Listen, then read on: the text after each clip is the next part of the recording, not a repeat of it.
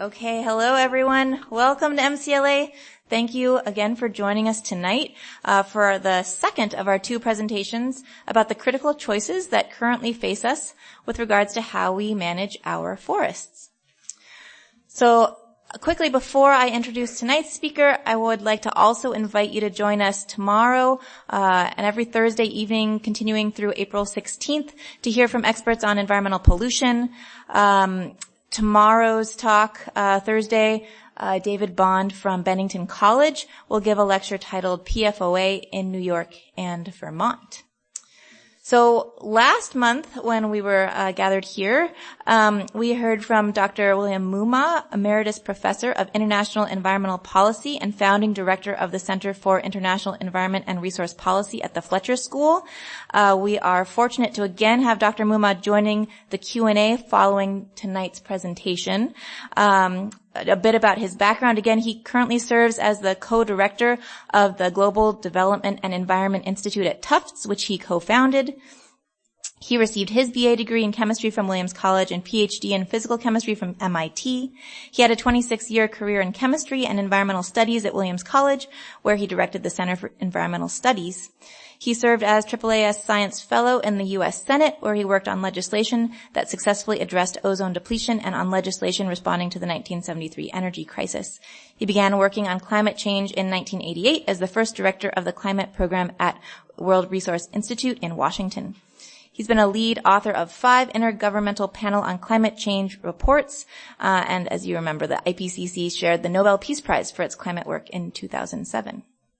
Tonight, I'm honored to introduce Frank Lowenstein, who currently serves as Chief Conservation Officer of the New England Forestry Foundation. He holds an MS in Botany from the University of Vermont's Field Naturalist Program and a BA in Geology from Harvard University. Prior to his work with the New England Forestry Foundation, he served as Global Director of Forest Health and as Global Climate Adaptation Strategy Leader for the Nature Conservancy.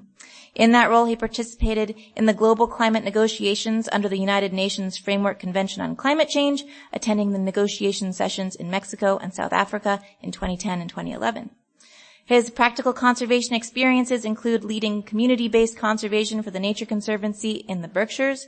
He's taught courses on conservation and climate change at Brandeis University and for the Masters of Sustainability program at Harvard Extension School. He served as a Switzer Fellow, a Senior Fellow in the U.S. Department of State's Energy and Climate Partnership of the Americas, and on board an executive committee of the UN-affiliated Global Invasive Species Program. And we also invite you to listen in to NPR's Science Friday on WAMC for more on this topic when you'll be hearing from Frank and others about forests and climate. Thanks so much for doing this tonight. Tonight we're going to talk again about the climate crisis, the climate emergency that is facing us. We are in dire straits, as Dr. Mumma showed us a month ago. Just so I know, how many of you were here for Dr. Mumma's presentation? Most, but not all. Okay. So that helps. I will cover some ground again. So we are facing a really, really tough situation, and Dr. Mumma and I agree on about 95% of what we should do about it. So we'll spend most of our time talking about the areas of agreement, because my experience is when you focus on areas that you can agree on, you can make progress. And I'll highlight the areas where we disagree just so everybody knows it, and you guys can ask questions about it if you want to. So, one of the key concepts I want to focus on tonight is the idea of frame, and that what the right solution is and what the problem even is depends on the frame that you're looking at. So, everybody knows what that is, right? What is it? It's a tree. Someone says it's a tree. Is it anything else? It's a sugar maple. No, it isn't actually.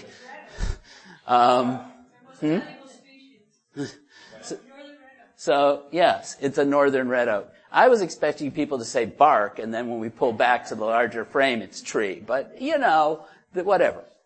So let's dive in, but keep in mind this idea of frame. What are the boundaries of the system that you're thinking about?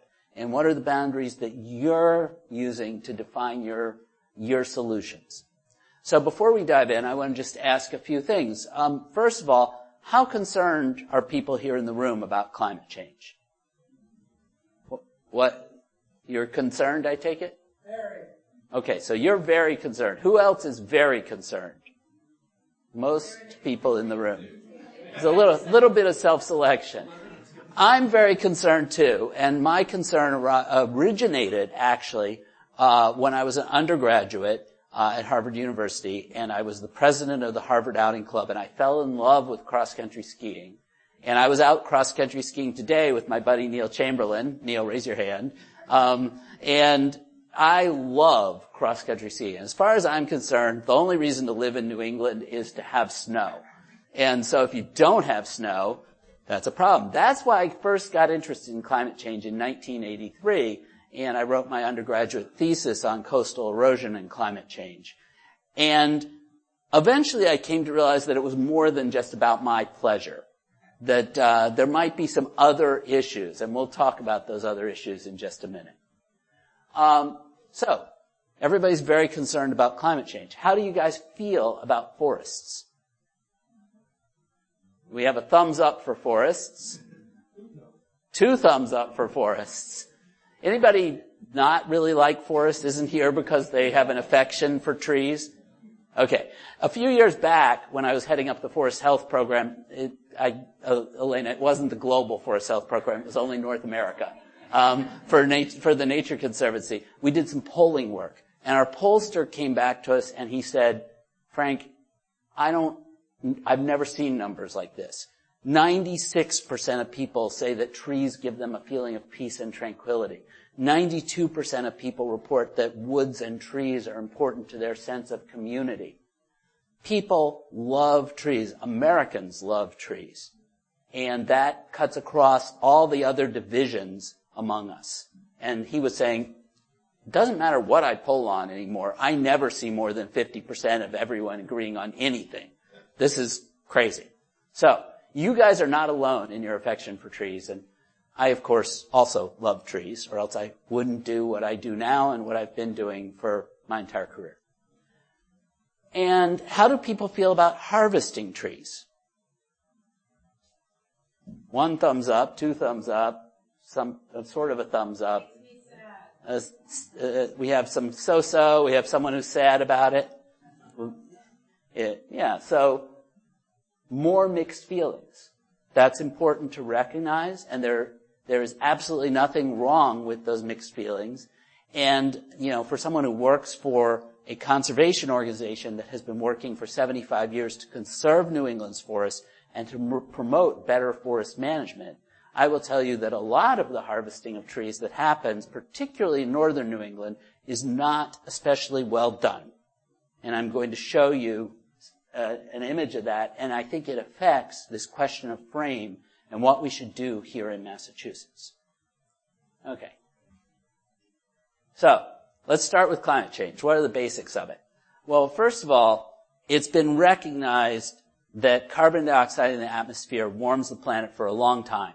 The famous Swedish physicist who also won the Nobel Prize, Svante Arrhenius, published on the role of carbon dioxide in warming the planet in 1896.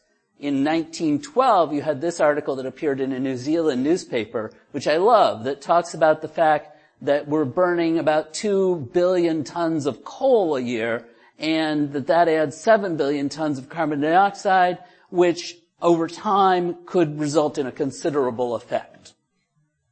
So this has been recognized for a long time. It's also not a bad thing. Without carbon dioxide in the atmosphere, the Earth's equilibrium temperature, averaged across the whole planet, instead of being about the 59 degrees Fahrenheit that we enjoy today, would be about 0 degrees Fahrenheit. You would have a narrow zone of habitability, maybe, along the equator, and you would have the area where we're standing now would probably be under ice sheets, where I'm standing now. You guys are not standing. Would be under ice sheets and not habitable.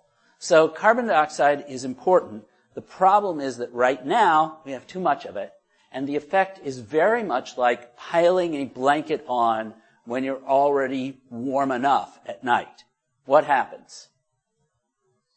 You get sweaty, you'll wake up, you're uncomfortable, maybe you even have to get up and change your clothes, like change your whole system up. So we're going to have to do that. Okay. So why is it urgent? Why is it an emergency? This is from a graph from the IPCC's report in October of 2018 that was commissioned out of the Paris Climate Accords in 2016. And the question that was put to the IPCC was, what's the difference between 1.5 and 2 degrees Celsius? Does it really matter how warm the planet gets? And there's a few things, of course, being scientists, they couldn't just look at one issue. They did a very comprehensive job, and there's a lot of information in that report. And most of the reporting on it that you saw in the popular press really didn't dig into some of the really scary stuff. This, to me, is the second scariest graph in the report. I'm going to show you the scariest one in a minute. And what's scary about this is this little red bar right here. That red bar is showing the dates when we might exceed 1.5 degrees Celsius, which is the threshold that has been identified today as the threshold of dangerous climate change, which is somewhat of an arbitrary threshold across a continuum. Really, I think we could argue that climate change is already dangerous. But 1.5 degrees Celsius is the threshold that the world community has said, let's try to avoid going over that. Well, when are we going to hit that? Somewhere between 2030 and 2052. Okay, that's pretty soon. My middle schooler will be in college in 2030. Right?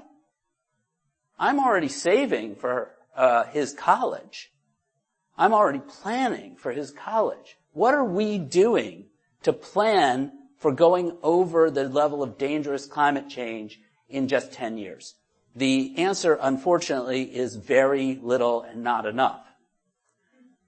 This is the scariest graph. This is how fast we have to reduce emissions in order to have a good chance of avoiding going over 1.5 degrees Celsius or even 2 degrees Celsius.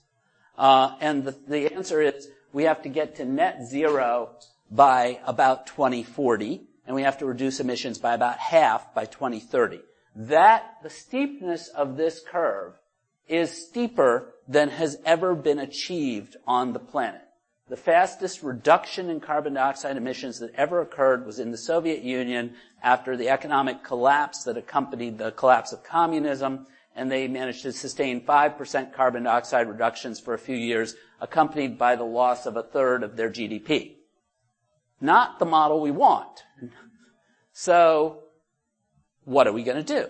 And just to make it worse, the truth is, all of us, by global standards, I don't know anything about any of your economic status, but by global standards, everyone in the room is rich. And there are plenty of people living in abject poverty in the world who are counting on access to energy to pull themselves out of that poverty. And any sort of just system on a global scale, which is what you can't manage carbon dioxide except on a global scale, is going to require us in wealthy countries, Europe, Japan, Taiwan, Australia, to reduce our emissions even faster so as to create room for that just aspirational growth on the part of developing countries and people in poverty. Everyone with me so far? Great. Okay. So we're starting to see some pretty severe climate effects already. All of you, I'm sure, followed at least in part the fires in Australia, the fires in California. Maybe you didn't know about the fires in Bolivia. They didn't get as much publicity, but they were very, very severe. The fires in the Amazon last summer, we are seeing massive increases in fire and in tree mortality associated with fire and drought.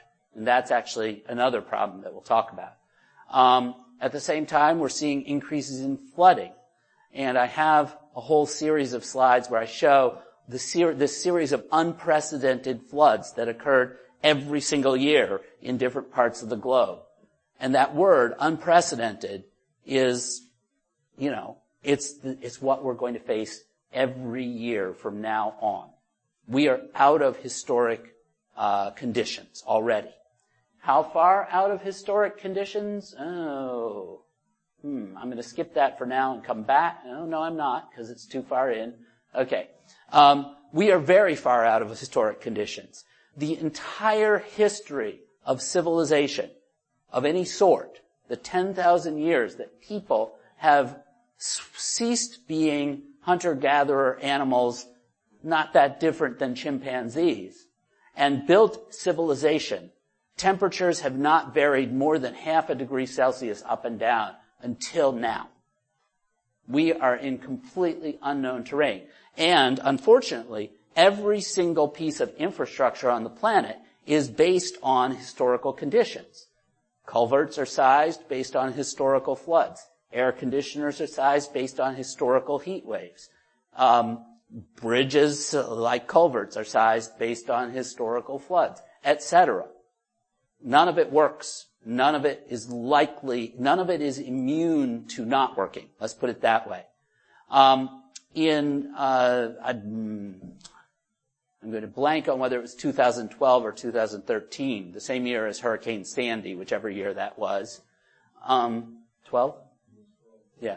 That year, the Millstone nuclear power plants in Connecticut had to shut down. And Connecticut overnight lost 40% of its electric supply. Why did they have to shut down? They had to shut down because Long Island Sound got too warm. So if you think about nuclear engineers and their specificity with design and their care with how they manage risk, it's not likely when Millstone was built 40 years ago that there would have been any probability whatsoever of Long Island Sound getting warm enough that it would not be usable for cooling. So we are in unknown terrain. Okay. What are we going to do? We're going to have to adapt to climate change, and we need to mitigate climate change, and we need negative emissions. What do those three terms mean?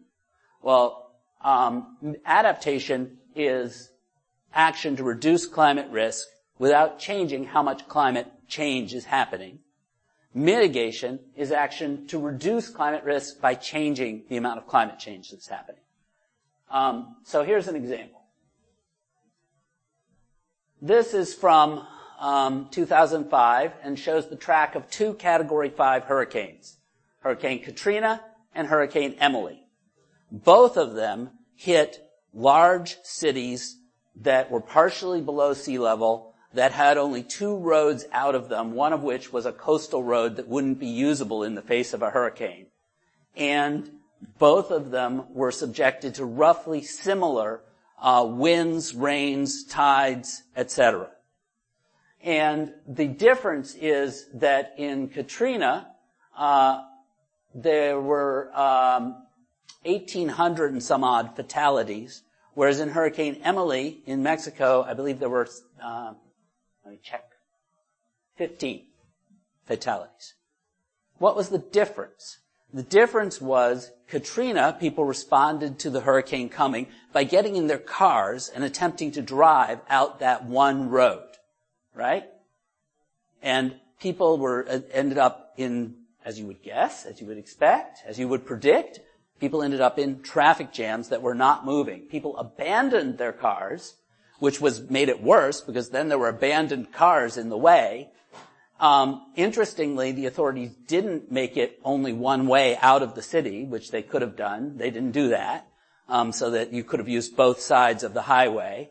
So people were trying to leave primarily in cars. Mexico banned cars from the highway, and they commanded every bus in the southern third of Mexico to converge on Cancun. And they bussed the entire population out of the city. So that's adaptation, right? The climate impacts were roughly similar. The result in terms of human suffering was hugely different. And it wasn't a physical adaptation. They didn't build a wall. It was just how they managed the system that they had. We probably could have done something exactly the same, but we didn't. Here's another example of the challenge of adaptation. This is one that's harder to deal with in a way. In the Four Corners area of Mexico, there's a bunch of pinyon pine juniper forests. And these forests have been experiencing increased mortality. All the trees that are red in this photo, they're dead. They're dead from bark beetles that are experiencing outbreak populations because winter temperatures are not getting low enough to kill the larvae in the bark of the trees. And so you're seeing just massive mortality that then leads to spectacular fires. This is the Las Conchas fire. The Las Conchas fire, prior to this fire, the largest fire ever in Mexico had been the Los Alamos fire, which had burned 41,000 acres in 2 weeks. This fire burned 41,000 acres in 14 hours instead of 14 days. It produced fire tornadoes. It produced a 45,000-foot high column of smoke. And when it was done, the landscape looked like this. What's missing from this landscape other than the trees? Anything. Okay, but particularly, what do you need to recover from this event that is no longer there? Soil. Yeah. The soil is completely burned off down to the mineral subsoil. This is largely a near sterile landscape. And there have been a lot of concern that this might, absent intervention, this might take hundreds of years to revegetate it all. Then it rained. And you had this event. That's a reservoir, which also produced a lot of erosion. And the city of Albuquerque had to close its water intakes into the Rio Grande for 2 weeks because there was too much sediment and charcoal in the river. They couldn't handle it. They couldn't filter it. This is what I was talking about, that we're in a new world, new landscape. These sorts of impacts are only going to get worse, and we're going to have to learn to deal with them. One thing that Craig Allen, whose photos these mostly are, he's a wonderful scientist with the U.S. Geologic Survey.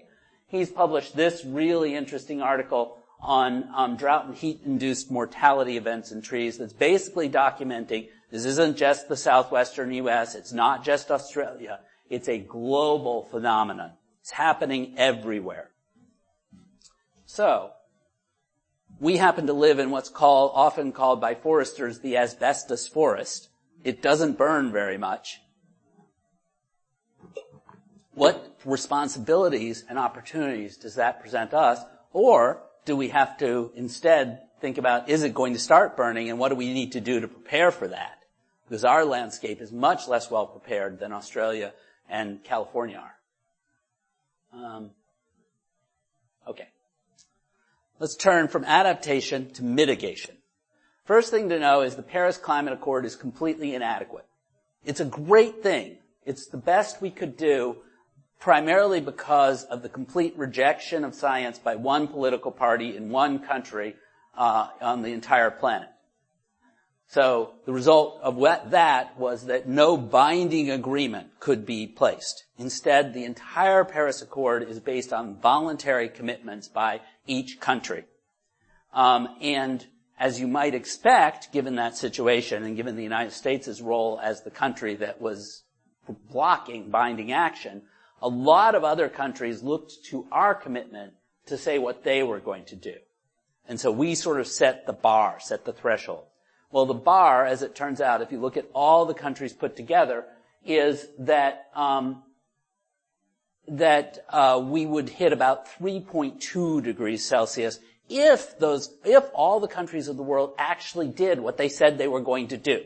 And so far, most of them are not. That's a problem. Why is 3.2 degrees Celsius a problem?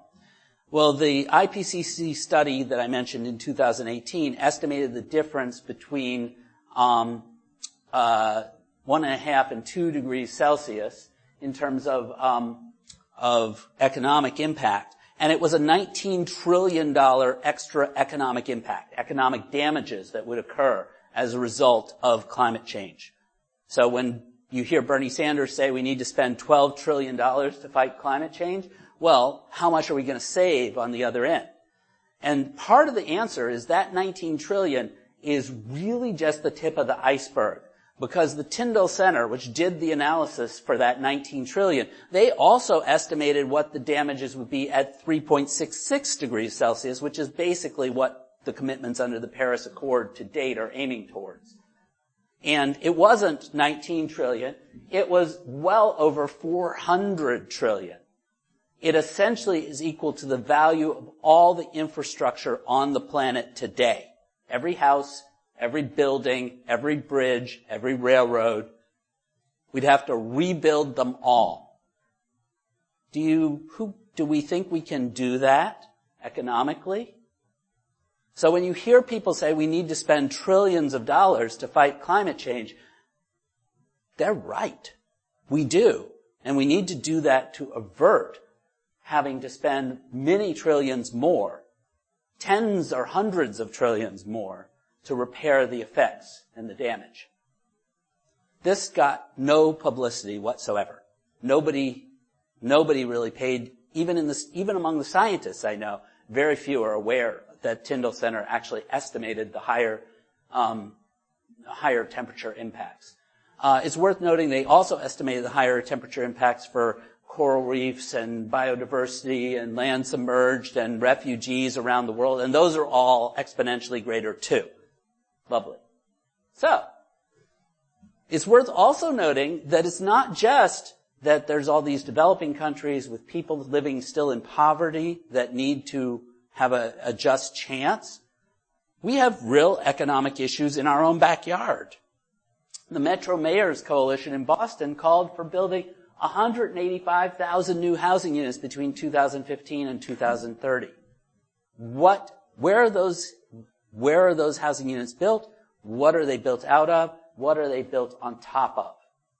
Right now, the pattern is you either build concrete and steel multifamily dwellings, and to make either concrete or steel, you have to heat it to 2,500 degrees Fahrenheit, or you build single-family dwellings, typically on the urban fringe, and you cut down the forest in order to build them, releasing the carbon that is stored in the forest. Neither of those is a viable solution. If we do this 185,000 new housing units in Boston and similar ratios in Hartford and Worcester and Springfield and Pittsfield, and we do it the same way we've been doing it, we're going to be in trouble. So just like if you have too many blankets on your bed, maybe you need to take a blanket off. That would be good. But maybe you can't do that, so maybe you need to change to a lighter pair of pajamas. We need to change how we build stuff. Okay, so let's turn to, oh no, I've got more than, I'm almost done with the gloom and doom part of this talk. I actually am going to end on a positive, hopeful note. So this is my rabbit, when I get to that, it'll be my rabbit out of the hat moment. So this is a study that came out in 2018 that hasn't perhaps gotten as much attention as it should yet, that looked at these tipping points that scientists have identified. Scientists have identified these ways that the climate system could change suddenly and somewhat irreversibly. And they've estimated how much warming would have to occur before these things start to happen. And for most of them, it's 3 to 5 or maybe even more than 5 degrees Celsius, which we can probably avoid going that hot if we keep trying. But what Stefan et al. Did was they looked at whether some of the lower threshold elements might be able to trigger the higher threshold elements at a lower temperature. In other words, accelerate the probability of these higher temperature tipping points coming into play as well. These are really devastating things. They are going to really create massive, massive problems for us. They include things like the Amazon rainforest shifting to being the Amazon savanna with a massive flux of carbon into the atmosphere and a massive reduction in the amount of moisture released from the Amazon that will impact weather and climate patterns across the entire Western Hemisphere. It'll hit us too, not just South America. It includes the melting of the east and west Antarctic ice sheets, which could raise sea level by tens of feet. We're just not, maybe we can build a wall to protect New York City. There's some talk of that already. Maybe that value of New York City will be considered high enough that people will do that. What about New Bedford? What about Mystic, Connecticut? What about, pick your place, Portland, Maine? Probably we can't afford to build seawalls to protect all of our cities, all of our coastal communities, all of the places that people live. So we're going to have to instead prepare for where are those people going to move. Get ready, Berkshires. You guys happen to have chosen to live in one of the parts of the world that has the least damaging climate impacts projected from climate change. But what you're going to get instead is a massive influx of refugees, not necessarily from Mexico or Guatemala, but from Boston. And that could be even worse. I don't know. Okay. I'm going to skip that one. So, solutions. We know what to do. We know how to remove our dependence on fossil fuels, which lies at the root of the climate crisis. McKinsey and Company has been putting out this graph, which policy wonks love. One of my favorite policy wonks told me, scientists want a 30-page paper, policy wonks want a great graphic and 5 bullet points. So this is the great graphic. McKinsey has been using this for years now, updating it. You can download it off their website. And the way this graph works is it shows cost. I happened to download the European version, my apologies. It shows cost in euros on the vertical axis. And everything below 0, it actually saves money if we do that. It saves society money. It creates more resources to do something else that we would like to do.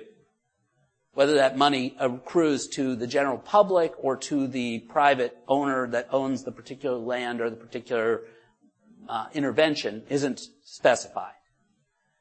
The width of the bar is how much of a difference it makes, how much carbon it can remove from our annual emissions of about 38 gigatons per year.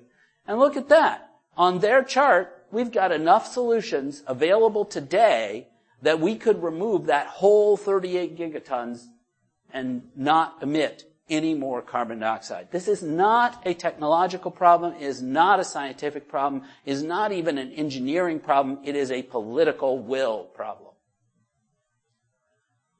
Now, I want to highlight that there's a lot of people who are way into the idea that our solution is just we're going to capture the carbon that's coming out of our existing power plants, or we're going to build bioenergy power plants and capture the carbon coming out of those.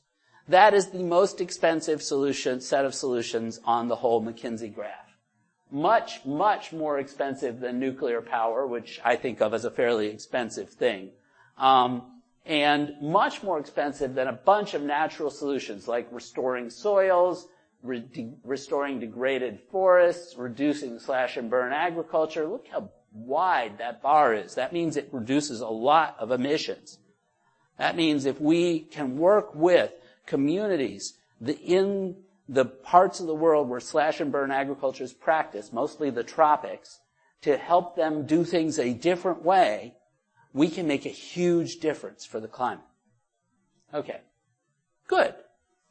It's solvable. See, I'm starting to pull the rabbit out. You can see its left ear. Excuse me. No, I've got this right. Sorry. I thought I had tedded it wrong. Chad and Fatma Oliver, Chad Oliver is a professor at Yale, Fatma Oliver is his wife, published a really, really interesting blog in 2019 that looks at total fossil energy use around the world. Right now, around the world, we use about 580 quads of energy a year. A quad of energy is a quadrillion British thermal units. Aren't you so glad we didn't adopt the metric system now? So 580 quads is the total use. 500 quads is the part that's coming from fossil fuels of any sort. So what are we going to do? They said, well, we could avoid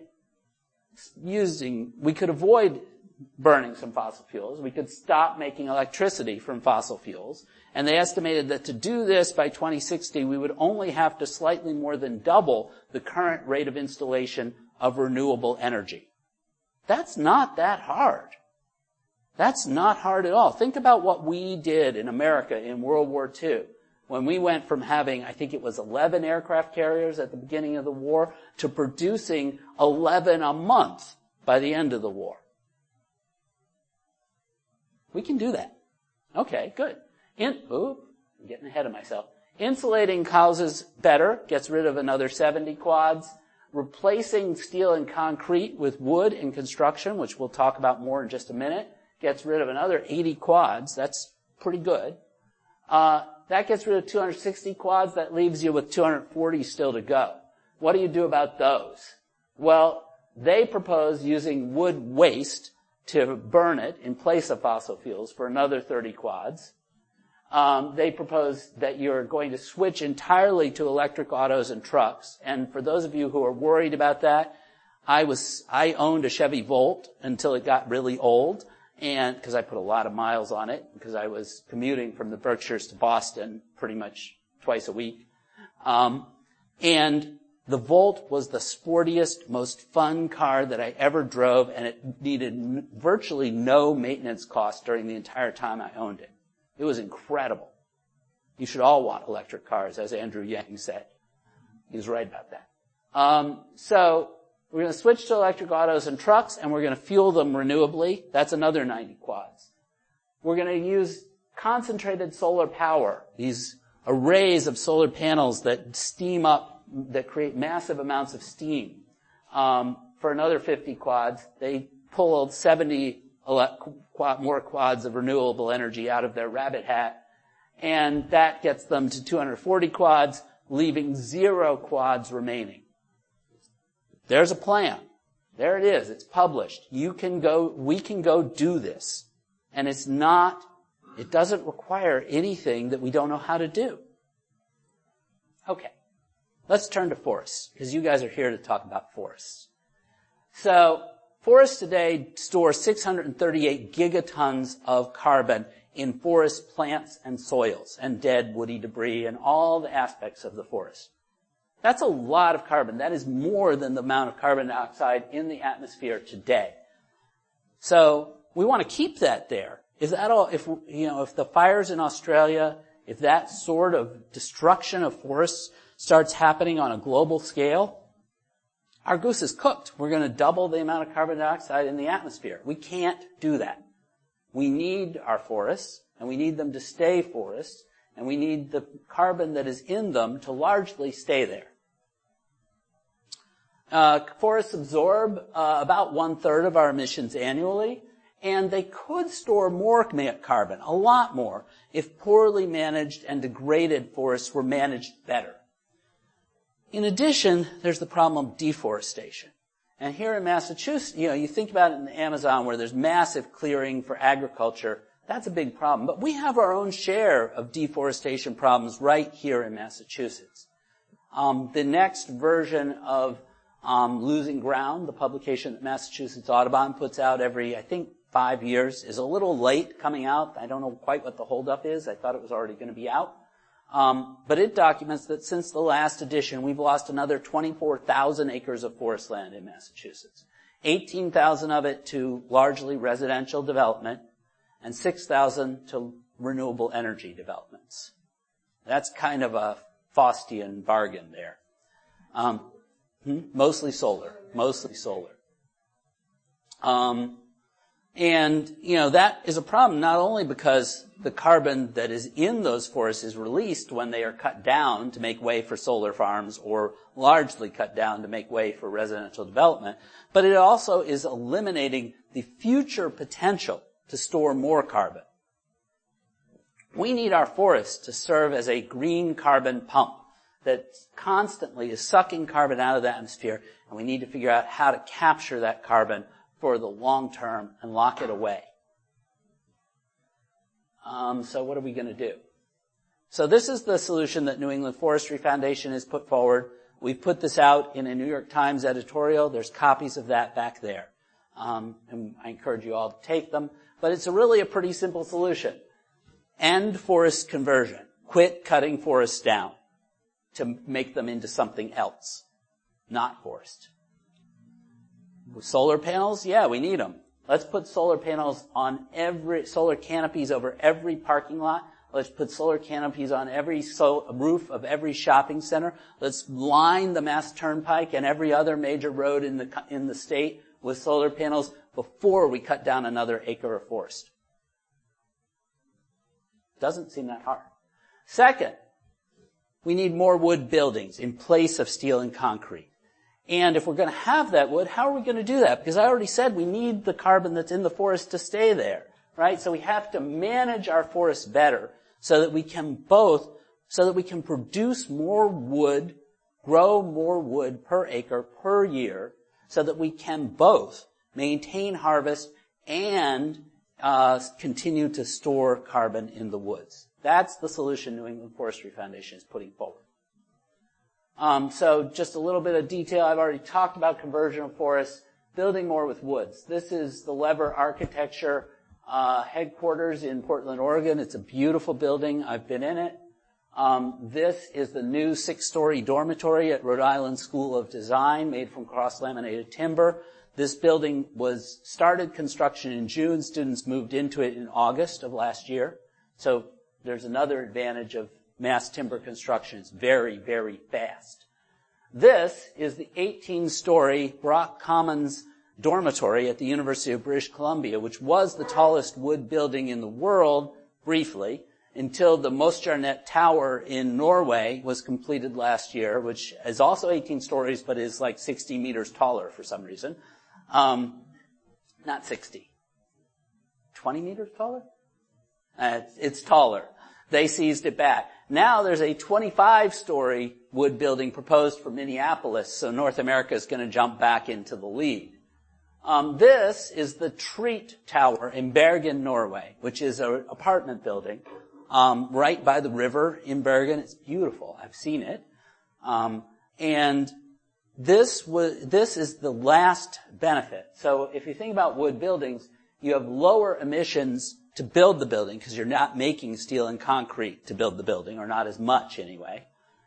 You have carbon stored in the building. The wood is locked up in the building for decades or maybe centuries, and there's plans as to how you could reuse the wood and also alternatively turn it into biochar and bury it at the end of life of the building. So that's the second way these buildings help. The third way, to me, is the most important. They create the opportunity for a different pattern of development. Right now, you can't build a stick-built building more than about 5 stories tall or 5 stories over one of concrete for 6 stories total. That's what is allowed by code. You don't build a steel building, particularly a steel residential building, lower than about 12 stories. And the developers I've talked to have said they don't do that because it costs too much. And they don't make their money back unless they have at least 12 stories. So there's this gap. There's this density gap between 6 and 12 stories. You go to the Alewife T station in Cambridge at the end of the Red Line. It's all 6-story buildings around it. Why aren't those 10-story buildings or 12-story buildings so that more people could live close to transportation? You'd have fewer emissions from cars. You'd have less conversion of the forest. Well, wood buildings create that opportunity. These mass timber buildings excel in that 6 to 12-story range. That is the place where they are the most economical compared to other construction techniques, and they're now approved under the International Building Code, which is what applies to the U.S. and Canada. That's why it's international. The wood buildings are now by right use as of 2021 in 6, 9, 12, and 18-story versions with different requirements for each height. This is a key part of the solution. Obviously, if we're going to build wood buildings, we need more wood. Where are we going to get it? We have to manage our forests better. This is from a study done by the Harvard Forest that my boss, Bob Purcell, and Bob O'Connor from the state of Massachusetts, Executive Office of Environmental Affairs, Executive Office of Energy and Environmental Affairs, put together the specifications for. They looked at current trends in our forests in Massachusetts versus what was going to happen with kind of opportunistic growth or self-sufficiency if the global economy collapsed, or what they called forests as infrastructure, which was managing forests to promote more growth of forests, but also harvesting the forest and using the wood to create more buildings and to replace steel and concrete as part of a climate solution. It was explicit. This came out in 2014, I believe. So the answer was you could double the harvest of wood, which is these bars below the line, compared to current use, and have pretty much as much carbon, 90-some-odd%, I think it was 96% as much carbon in the woods at the same time by doing better forestry, by applying the principles of silviculture that have been developed here in the United States and in Germany and in India, interestingly, over the last 150 years. So, NEF is codifying our approach to this based on our 75 years of experience managing the forests that we own. We own about 29,000 acres of forest scattered across New England, and we manage them. And we do those as demonstration forests. Peter Tucker manages one of our forests in Alford, Massachusetts. We tend to use local foresters wherever we work. The focus of our exemplary forestry is, first of all, to retain older trees and older stands. And by doing that, we maintain higher stocking. Our forests here in Massachusetts have about 27 cords per acre, or about 54 tons of carbon per acre. The average forest in Massachusetts has about 22 cords per acre, or about 44 tons of carbon dioxide equivalents per acre. So we've got significantly more carbon in our forests, even though we're harvesting and deriving product from our forests. We also need to focus on wildlife habitat. The forests aren't only ours. Climate change is not the only issue. We need more reserves as well as more better managed forests. And we need to protect other environmental values as well. So what happens if you put all that together? Right now, here in Massachusetts, and I'll show you this in a minute, we have a lot of carbon in our forests relative to the rest of New England. We could have more. There's no reason the rest of Massachusetts, that Massachusetts as a whole, couldn't have the same amount of carbon per acre as New England Forestry Foundation's forests have, or maybe even more in some habitats, particularly riparian river bottom habitats. But that isn't the case here in Massachusetts, and it's really not the case in the industrial lands of northern New England. There, most of the land is owned by people in large blocks who are managing that land for economic reasons. And over the last 30 years, there's been a transition from it being owned by major timber companies who tended to focus on having an insured supply of wood for a very long period of time, which resulted in them managing for rotations of 20, 30, 50, 70 years, so that there would always be wood available to them. And instead, the forests of northern New England are now owned primarily by investors, by timber investment management organizations and real estate investment trusts. And those tend to operate on 10-year time frames, and they are focused on providing the highest return to their investors within that 10-year time frame. Well, the highest return is always going to be to harvest whatever scrap of wood is out there. And so what you have in northern New England, as Dr. Mumal showed us last time, is a massive carbon debt. You have a massive problem that has been created by the financial incentives that the forest is not what I would call well managed. It is managed for a pulpwood rotation. A lot of those lands are certified under FSC and SFI. They're considered quote-unquote sustainable, but they are not doing what we need them to do in the face of the climate crisis. Just as we need to change our culverts, we need to change our forest management. If we change our forest management, we can make a huge difference. We modeled what it would happen if you applied our exemplary forestry principles to the forests of northern New England over the next 20 to 25 years. And if you could do that, you would store an additional 1.9 gigatons of carbon dioxide equivalent in the living forests of northern New England while still producing product. And that is equivalent to taking every vehicle off the road in New England for 20 years. That's not just every car, that's every truck, that's every tractor, that's every snowmobile. You could essentially offset the emissions from all of them, which would give us time to make them all electric.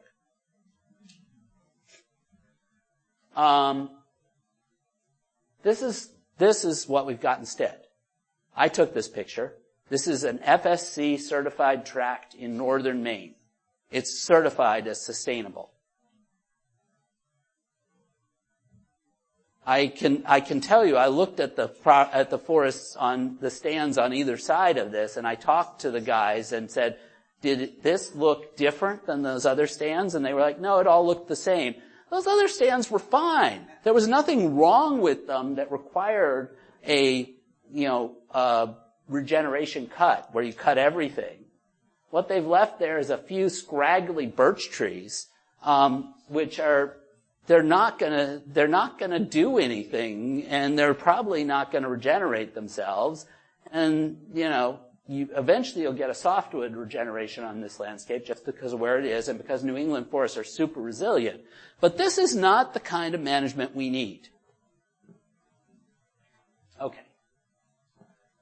What do we need? Now we begin to get to frame, and I'm almost done. Oh my God, I'm going late. I'm so sorry. I've tried to be quick. I'm getting close to the end. This publication came out from Harvard Forest in 2002. A young woman, Mary Berlick, was the lead author, together with David Kittredge, a professor at UMass Amherst, and David Foster, the director of the Harvard Forest and a professor at Harvard.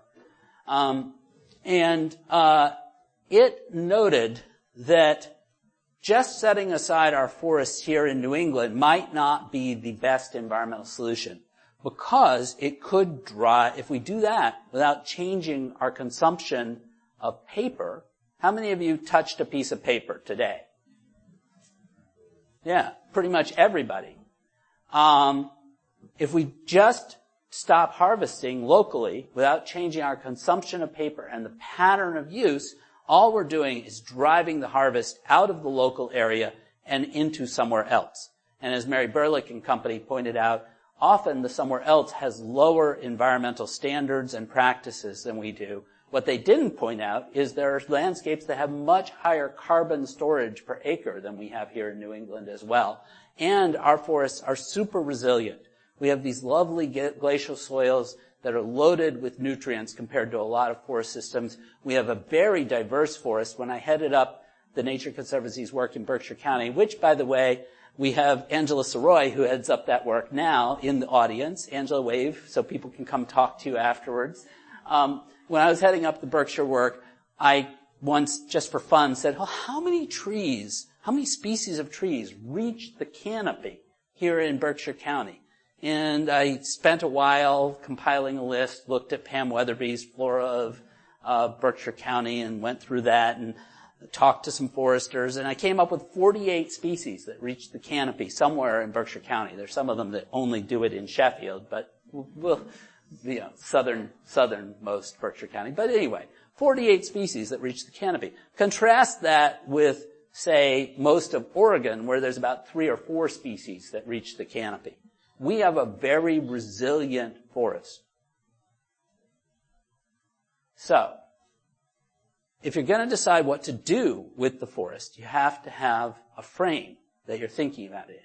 Now, if you own that property, maybe you want to think about the one forested property by itself.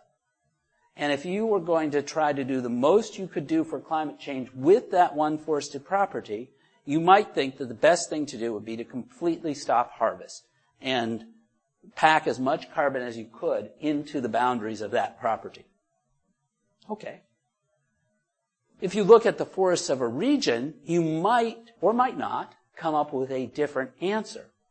Because right now, I would argue that the greatest imperative is regionally is to change the way the industrial forests of northern New England are harvested.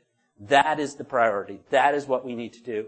New England Forestry Foundation is participating in the development of Maine's climate action plan through the Maine Climate Council, and I will tell you there is enormous resistance to the idea that we need to change practices on the industrial forest lands.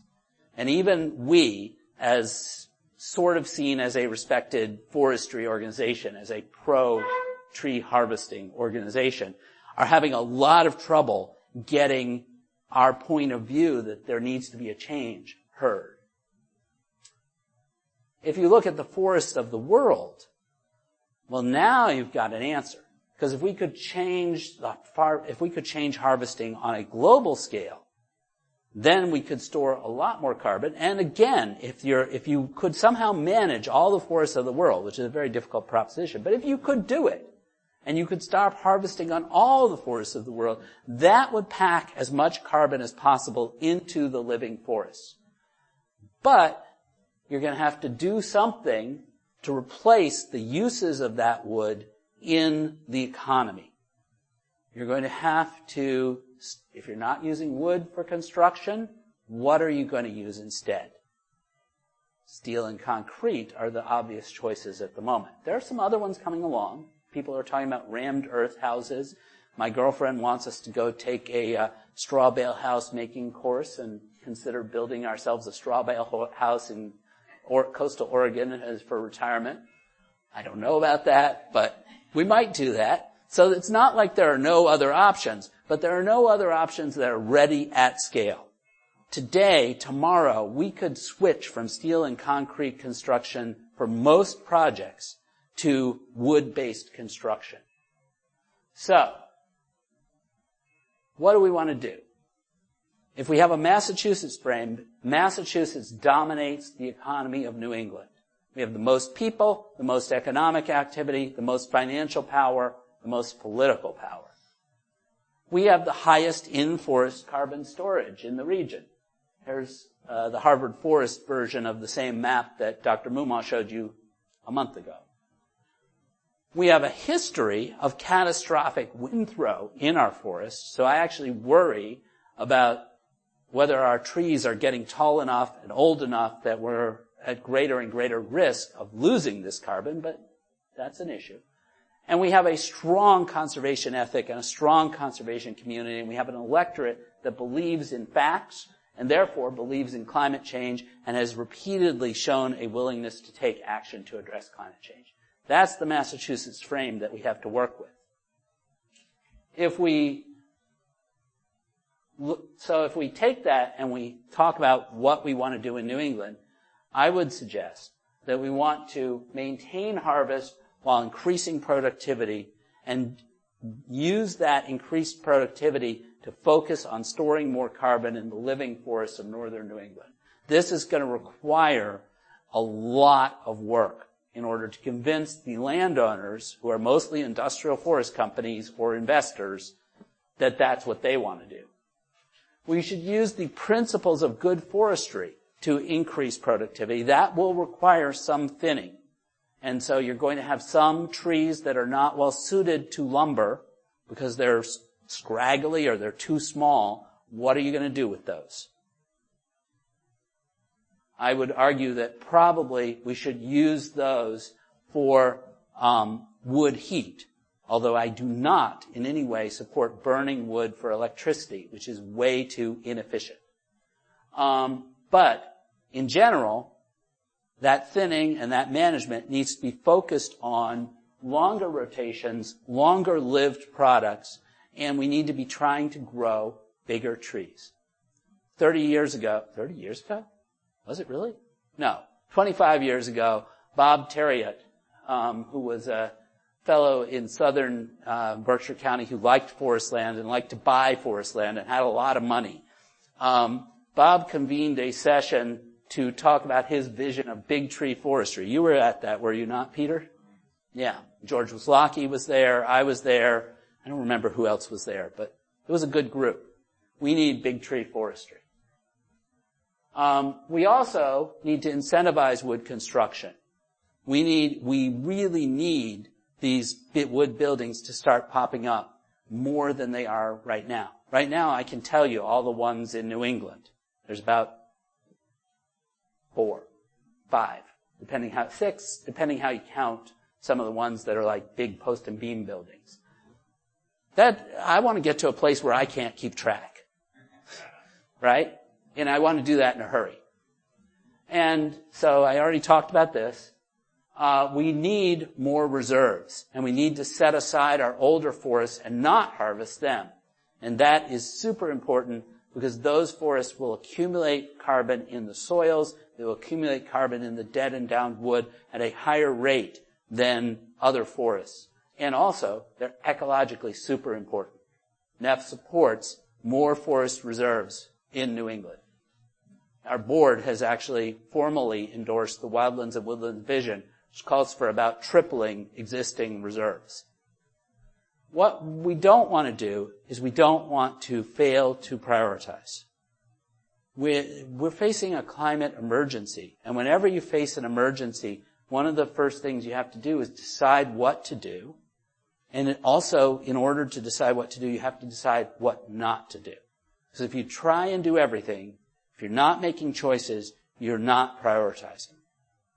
We have limited resources, we have limited political capital, we have limited allies that believe in forests and climate change. We need to work together towards the shared visions. This is maybe one of the places where Bill and I do disagree.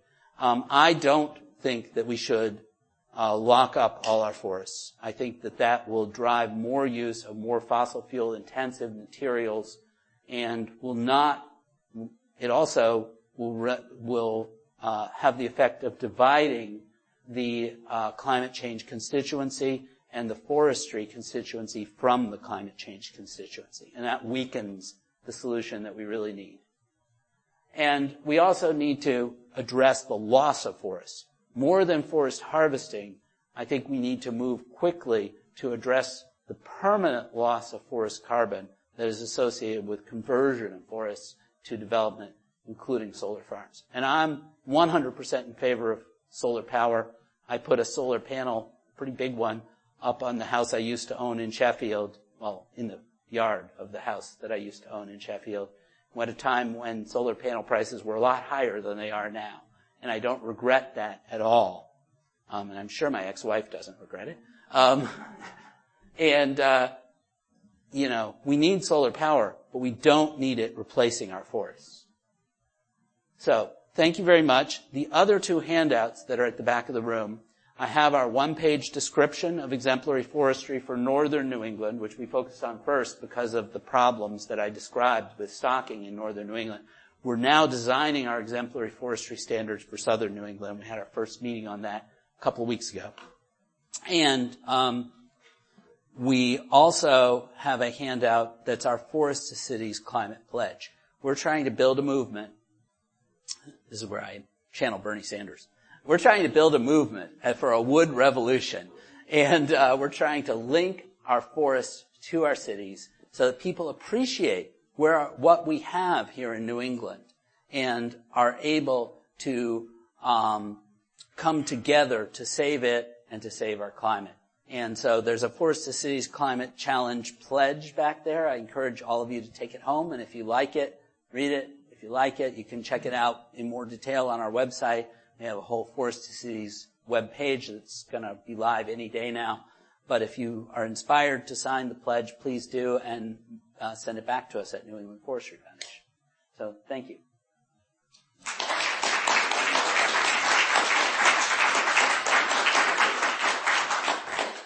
So we're going to do the same as last time. If you have sort of specific clarifying questions for Frank, say those first, and then we'll invite Bill to join them so we can answer together.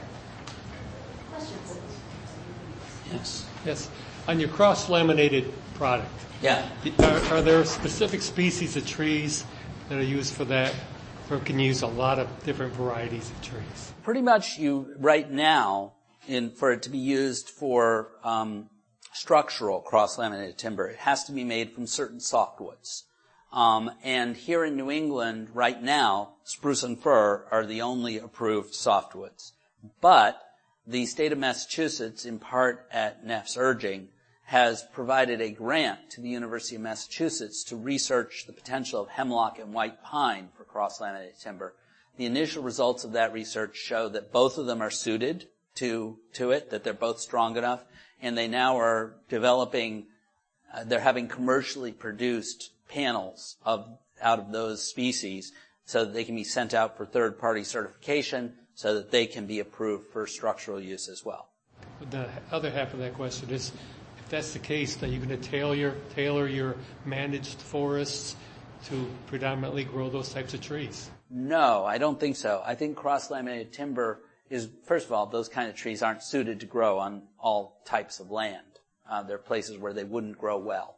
But also, there's research ongoing in Indiana and West Virginia about how to incorporate red maple and poplar into cross-laminated timber. I think that limitation on tree species is going to go away as the technology matures. In addition, the University of Maine is looking at how you could use laminated veneer lumber as one of the components of cross-laminated timber. Laminated veneer lumber is just what it sounds like, thin layers of wood glued together to make a 2x4 short-shaped piece of wood and glue. And, if you can use that, then pretty much you could use any species. So I think long-term, we're going to need all the species we got. There's different roles for all of them. There's other long-lived products like flooring and furniture for which species other than that are well-suited. I think great questions. Yes, thanks for your presentation. I am concerned that this will disrupt the forest, though, too much, this whole managed forest approach. Our forests seem to be doing well in terms of storing carbon. Here in Massachusetts, seem to be doing well when they're left alone.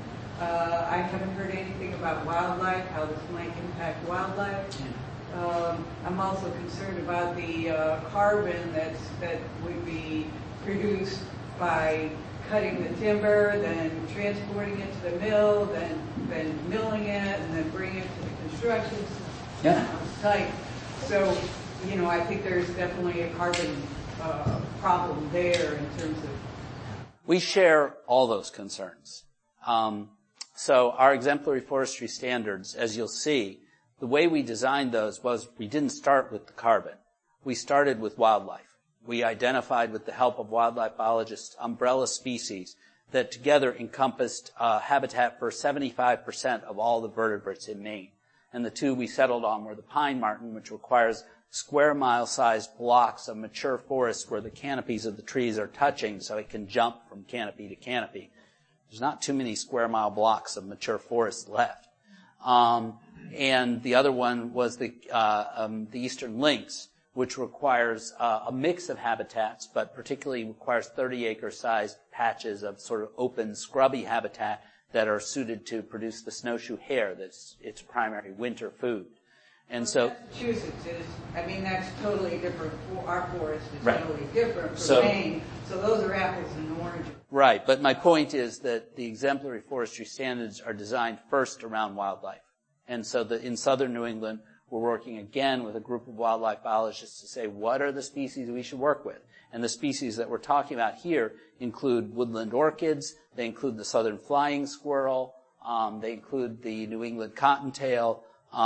So a wide bobcat was proposed, but we think that's too much of a generalist in its habitat needs.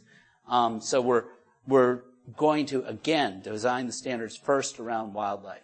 The second thing is the forests of southern New England and here in Massachusetts are already being extensively managed. When Harvard Forest mapped every cutting plan that's been filed with the state, which Massachusetts is unique, I think, in the whole country, in requiring a cutting plan for every commercial timber harvest. When Harvard Forest mapped those statewide, they found that that about 50% of the forests in any landscape were harvested sometime during the 20-year period that they were looking at. So we're seeing a lot of harvests. They're just not necessarily right now done very well. And they could be done better, that would have less impact, that would leave better growing stock, that would increase productivity. Because, why are they not being done well? Because people are not hiring people like Peter We did a study in the Mass-Con region of the Massachusetts-Connecticut border where we asked people, who could identify a forester? Like, who could name a forester? 50% of the people reported they had done a harvest in the last 20 years on their property.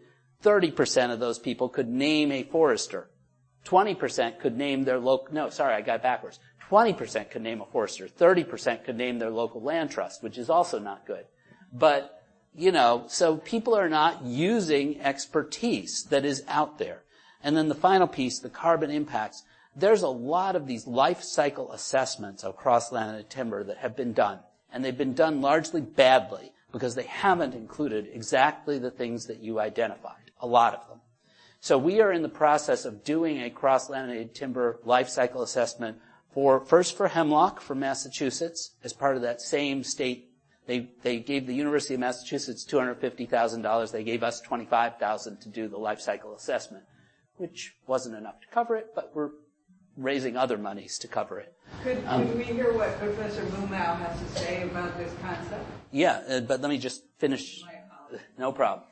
Once we finish that life cycle assessment, we plan to do one for spruce fir in northern New England, and then we plan to put them together with scenarios of what sorts of different types of buildings might we need here in New England, what kinds of use might we see, and what does that mean in terms of storage in the forest, harvest in the forest, and those carbon emissions associated with harvest in the forest. So within a year, we've raised money from the Grantham Foundation for the Protection of the Environment to do these life cycle assessments.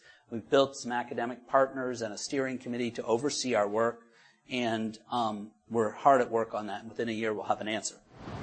Just to clarify, these first few questions are directed first to Frank. So is there any other clarifying questions before we invite Dr. Lamont? Yeah, you hinted at the New England forests, Massachusetts forests aren't particularly good at storing carbon. There's other forests globally that do it much better and more efficiently or store larger amounts. I don't know about efficiently, but there are forests that can store more. Tropical rainforests store many more tons of carbon per acre in above-ground biomass. They actually don't store as much underground as our forests here in New England do. Boreal forests store much more underground than our forests do, but less in the above-ground forests than our forests do. If you put it together, our forests aren't bad at it, but they're not the world champions. The world champions are going to be your tropical rainforests, your temperate rainforests like the ones that you have out on the West Coast, and certain boreal ecosystem types. Because timelines seem to be an issue with carbon storage. Yeah. Which one does it globally? Which forest type that you're describing there does it in the quickest? Probably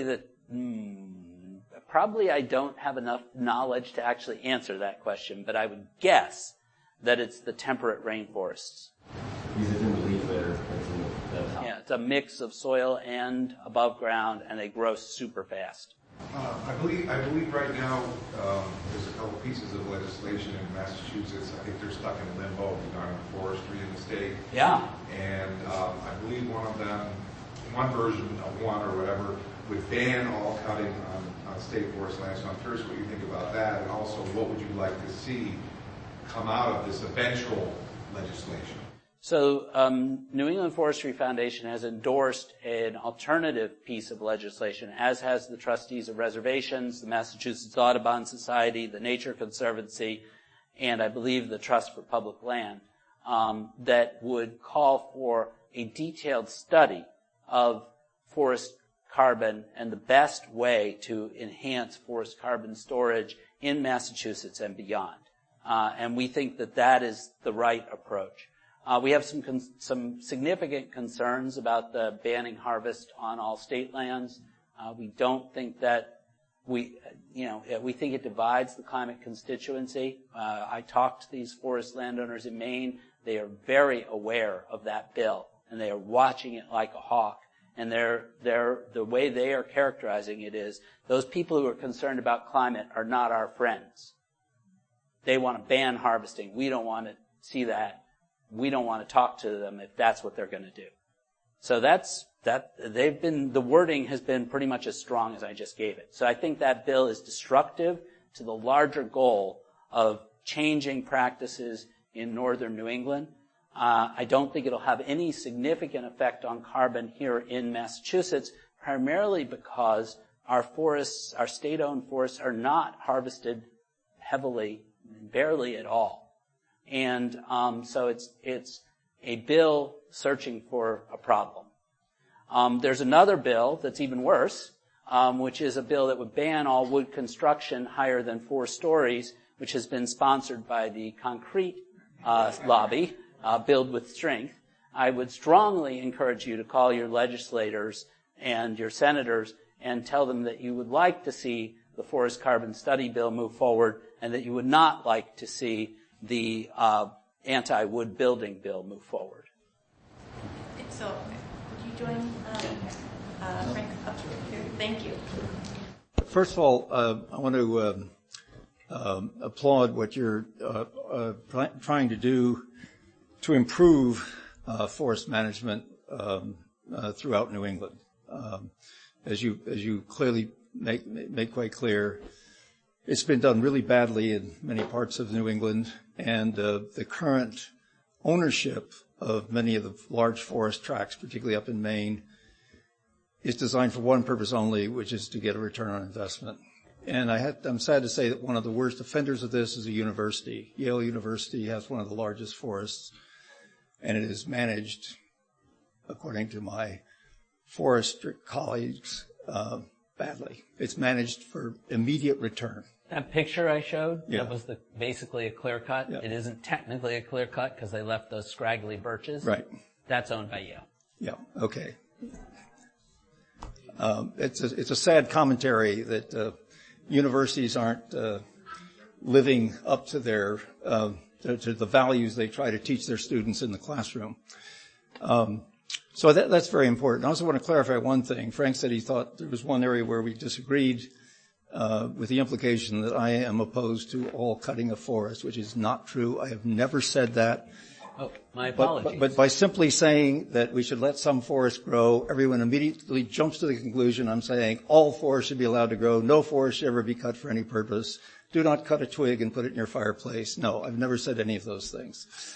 What I really think is essential, and Frank, thank you also for making the point about how serious climate change is.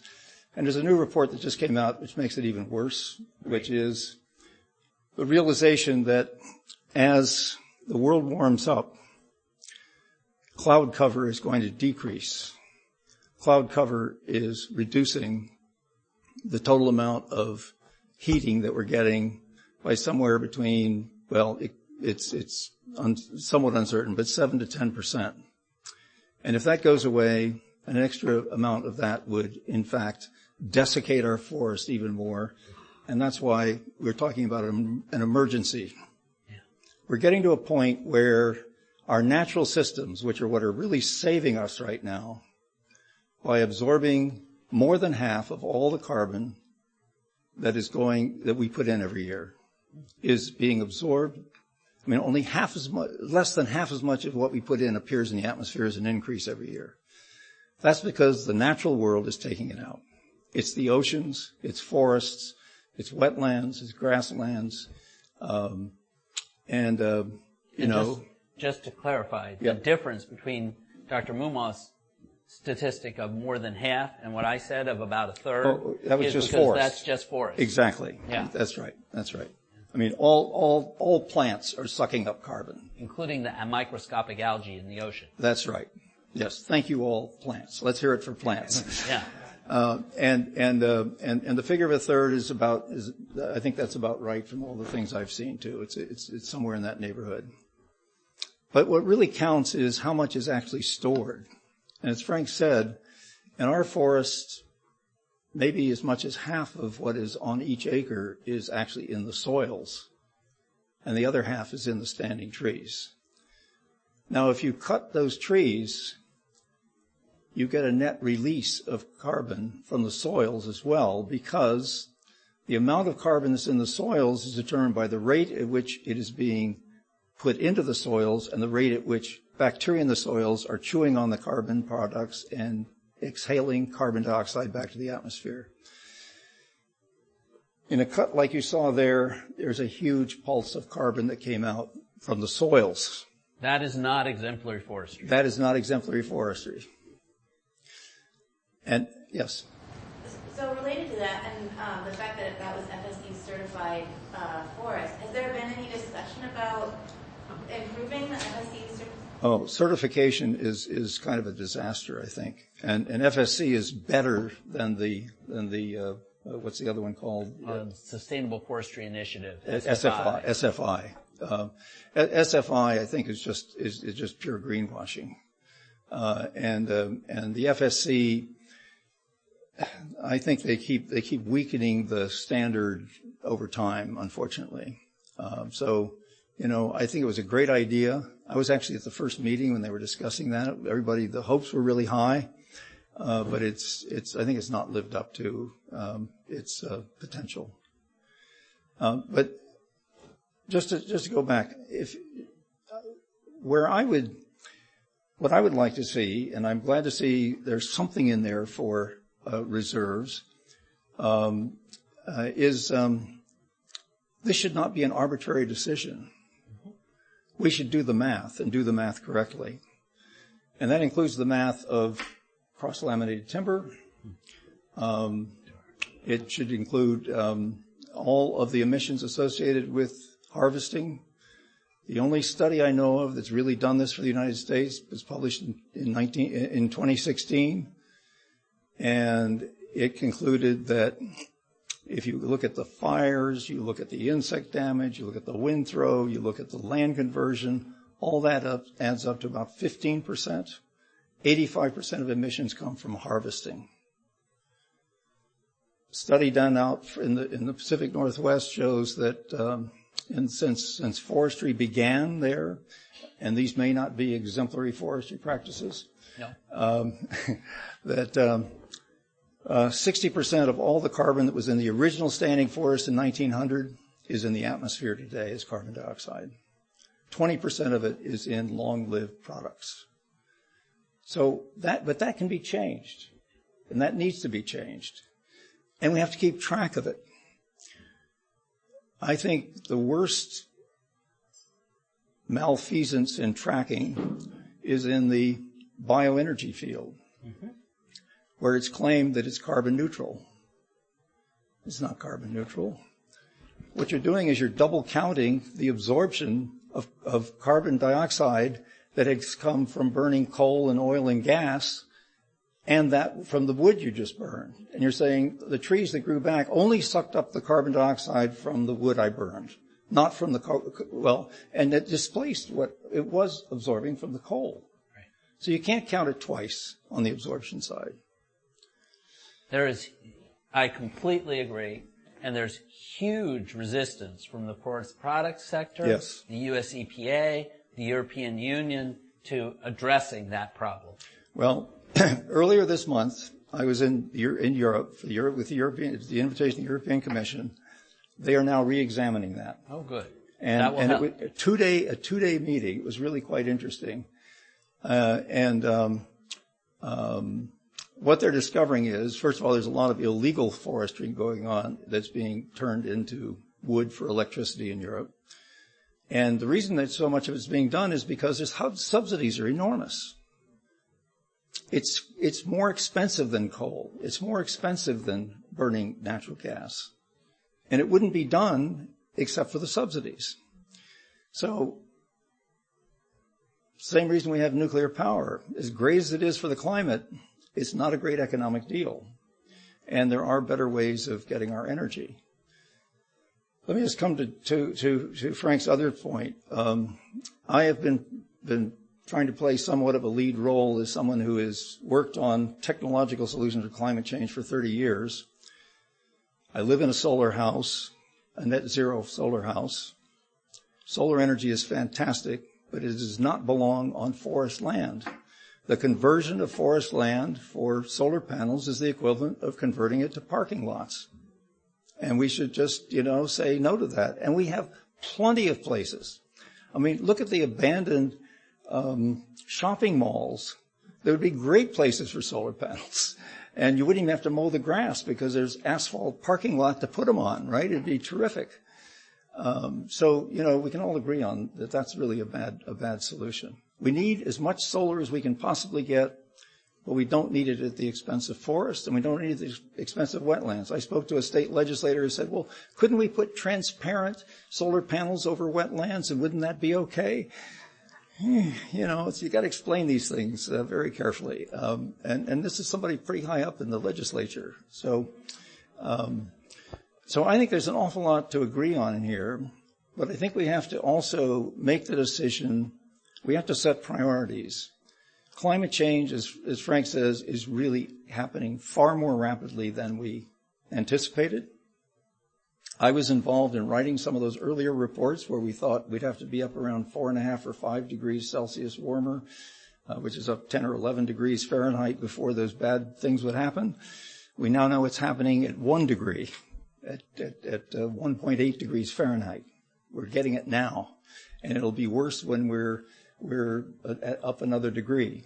And it's just, it doesn't sound like much for the world, but it makes a huge difference in the way the climate works.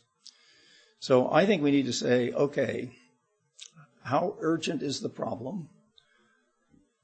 Let's do the math, and let's do it as well as we possibly can, and let's decide how much do we really need to keep the forest lands that will absorb the most carbon in the coming decades, because that's the critical time. Because there are some thresholds we'll cross we can't go back on. So we've got to suck that carbon up right now. And with all due respect, I think that's more important than cross-laminated timber buildings. But there are some advantages to building those kind of buildings.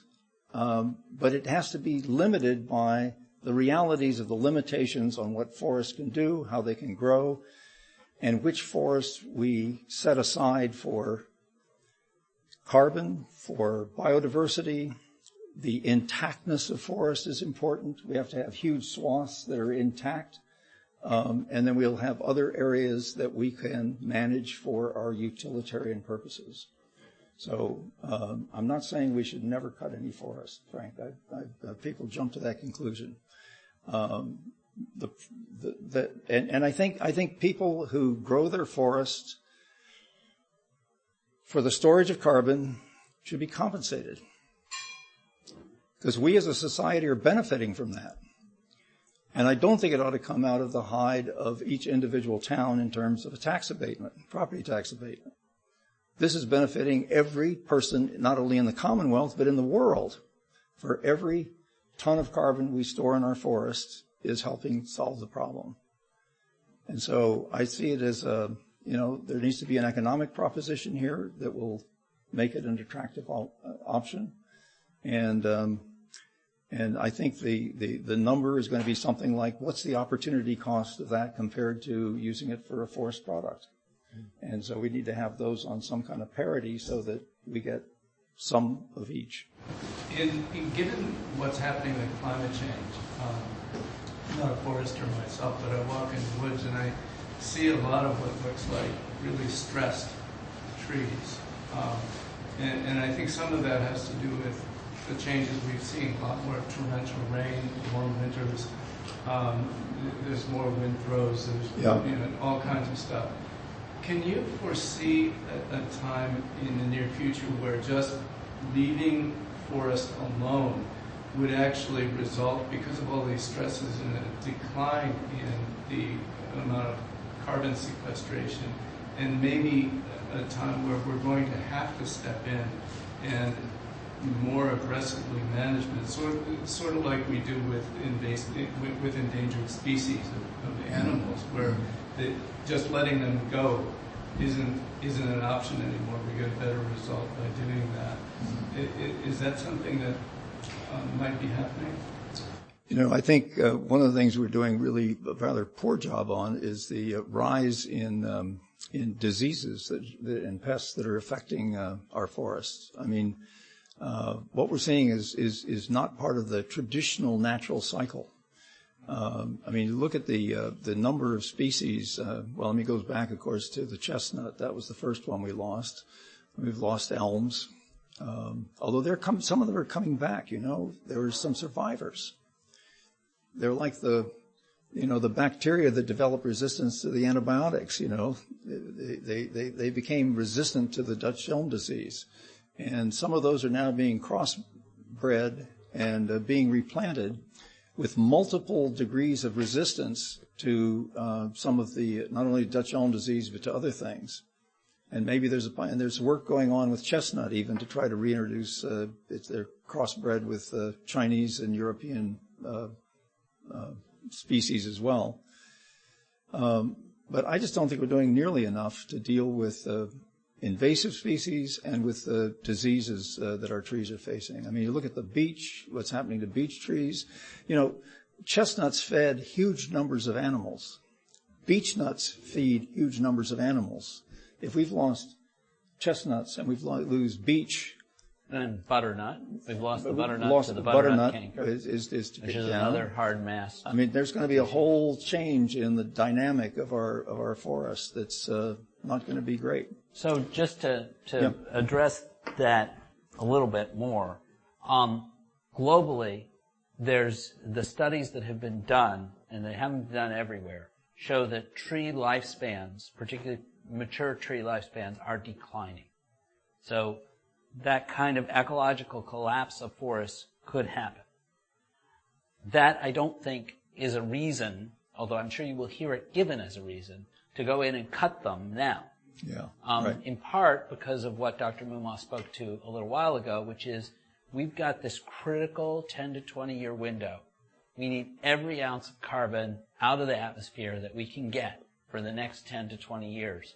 After that, and particularly if we've decarbonized the whole system after that, then we could start thinking about, well, okay, we need oaks to move north. We maybe need loblolly pine to move into Connecticut. And we're going to do some management of the forest and replanting, actively, essentially assisted migration to enable more well-adapted species to move into the places where they're going to be eventually anyway. And that's going to be really hard to do well because it's not just picking up trees and replanting them. You know, different species come with a whole group of bacteria, fungi, things that we don't even think about. We say biodiversity, we think of furry creatures and different plants, but, there's a lot more to it than that. And, it's, somebody said, imagine if you treated a computer the way we treat forests. Oh, let's take this out and see what happens, right? We'll take this one out and see what happens. Let's take a few more of these because we need these over here. Yeah. It wouldn't work very quickly. It would stop working. Or perhaps rivets in the next airplane you're going to fly on. That's right. Rivets in the next airplane you take a trip on. Are they all put in the right way? You've had your hand up for a while. Oh, sorry. Yes. I think these are wonderful presentations. When I think about it, you're both presenting that proper forest management is a frontline solution to the carbon challenge. Yep. Okay. So forests are basically land. Has there been any true consideration or codification of best practices for carbon within forests that could then go into the tax code to incentivize or disincentivize the practices that are needed as the public good? Yes. That's a really good, that's well stated. They're well stated. Where's it happening? Who's doing it? How can people say, let's make our current use programs responsive to carbon? Because as far as I'm concerned, when people come up with forest plans, carbon is not a factor. It's not. How could it become one? So that would require legislative change, altering the Chapter 61 program and the criteria that would be within it. That could be one of the outcomes of this carbon study bill that New England Forestry Foundation and all these other environmental groups have endorsed. At the same time, there's people already doing work that will guide what those practices might be. Angela's good colleague, Laura Marks, is leading an effort with American Forest Foundation and with the Vermont chapter of the Nature Conservancy to design a set of carbon-friendly forest practices that they then have gotten a grant to pay landowners to do out of private funds. We have a similar grant in the Western Mountains of Maine from the Natural Resources Conservation Service. And that's where we're applying our exemplary forestry standards for northern New England. We've got a pool of $1.5 million of federal funds to incentivize landowners to apply these practices that are going to store more carbon on the land. That sounds like a lot of money until you realize it's 4 million acres of western Maine, and and it's this landowner group that's really resistant to hearing that they're doing anything wrong to begin with. And then in addition, I think NEF's exemplary forestry standards for southern New England, which many people are helping us with, including Laura Marks again, will provide another angle on what the best carbon-friendly forest practices for southern New England are. So there's work being done to develop those. I imagine there's work at the academic institutions like the University of New Hampshire, the Yale School of Forestry, the University of Maine. I'm less familiar with those academic works, which is interesting now that I say it. I don't think the professors have really gotten the urgency of the climate situation in a lot of those entities. Yes. Why do you think it would take legislative action to change Chapter 61? They have been tweaking that program for the last 20 years. Incredible. The standards have been reduced. Everybody's getting away with anything they want out there. Right. Why couldn't you just, and they call it policy change, not legislative change, not regulation change. So out of Amherst, they've been able to, the law is not the same as when I started my career about the same time as Peter. I worked for England Forestry Association for 15 years. Oh, cool. And the law then I'm sorry, what's your name? My name's Mary Wigmore. Oh, yeah. I used to work in Western Mass. Yeah. Still work in Western Mass, but not for you anymore. And when I started my career, it was a much tighter law. If you were under that law, you had to adhere to boundary designation, cutting with silvicultural standards. There was you couldn't get away with the stuff that commonplace happens today. So why couldn't you influence Bob O'Connor to influence Jennifer Fish to say, why don't we make a policy change to include carbon as a timber product? They've done so many changes like that without a big fanfare. They don't even announce them. All of a sudden they're just happening. So you seem like you know enough people to influence that. I know Bob. I would not be listened to. Right. I'm a Derek Forester. Bob O'Connor wants to see that change. Yeah. But I believe he has told me that he thinks he needs a legislative act. Yeah. So I don't know why. I can dig in on it. Yeah, because it's just, all it says in the law is timber products. It doesn't specify pulpwood, firewood, biomass. So is that carbon a timber product? Right. We're thinking of calling it Chapter 61C. C for carbon. Right. And it's not. It doesn't preclude the other things. It doesn't preclude doing it for forest products either. That's under a different section of Chapter 61. But this is an alternative for that people could choose to do if they wanted to do it. Well, and they should get the same tax reduction. Yeah. Yeah, I tried to get one through, and they disapproved my plan. Right. Yes. Two more questions? Sure. We're in the back. The Northern Woodlands Pact that just got, the state and the federal. Have you or is anybody going to that meeting, doing any kind of presentation to that group that has municipalities present about carbon sequestration as something that this forest management plan should be considering? Which talking about the Mohawk. The Mohawk. the Mohawk Partnership. Woodland. Mohawk Trail Woodland Partnership. Stages, but I'm wondering, do they know?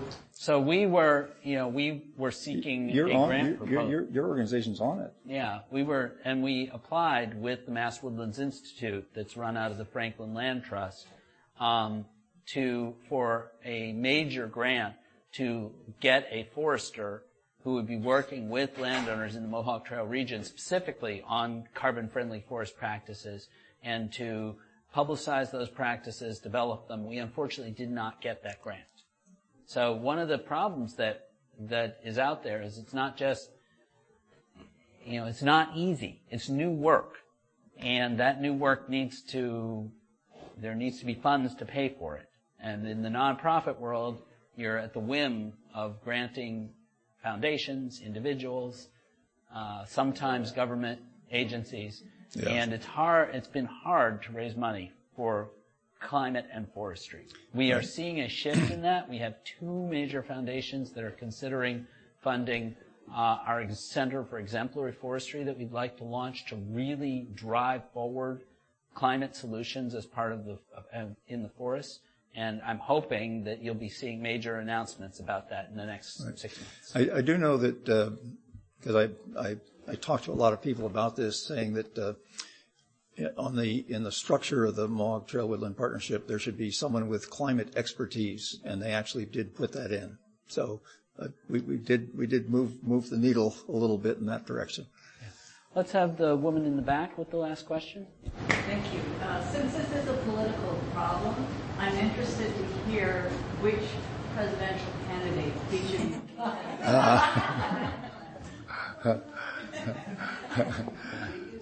Well, I think we all know at least one who is not very keen on all this. But I don't know. A lot of the candidates are at least making noises about it. And what was it? Was it the one? I don't watch most of the debate. It gives me a headache. But there was one where there was some more extensive discussion of climate change among the Democratic candidates. I'm actually the only one who really has a record on it. And I'm not endorsing, I'm not advocating, is Michael Bloomberg. He has done a lot. When he was mayor of New York, the gross product of New York went up by 50% while he was mayor, and their emissions went down by 30% or something like that. I mean, they really did it right. He sort of got the idea right. Now, he wasn't dealing with forests so much, but it was mostly energy stuff he was doing. So I would say, President Trump's withdrawal of the United States from the Paris Climate Accord, his actions to reduce the fuel economy standards, his action to roll back President Obama's clean energy platform that was addressing power plants have been disasters that will take most of a decade to recover from, even if he loses next election. Yeah. And so you can guess that I am not going to be supporting President Trump. Among the Democrats, there are significant differences in their climate platforms. Yeah. And I encourage you to actually go out and read their platforms. They're all designed to read really, really well. But some of them call for a ban on fracking, which is actually a technology that's producing a lot of methane emissions, which are more harmful to the climate in the short term than carbon dioxide. Some of them don't. Some of them are calling for investments that sound really good until you look and you say, wait, it's $250 billion over 10 years. That sounds like a lot. Wait, that's only $25 billion a year. How much is the federal budget right now? Like $1.8 trillion?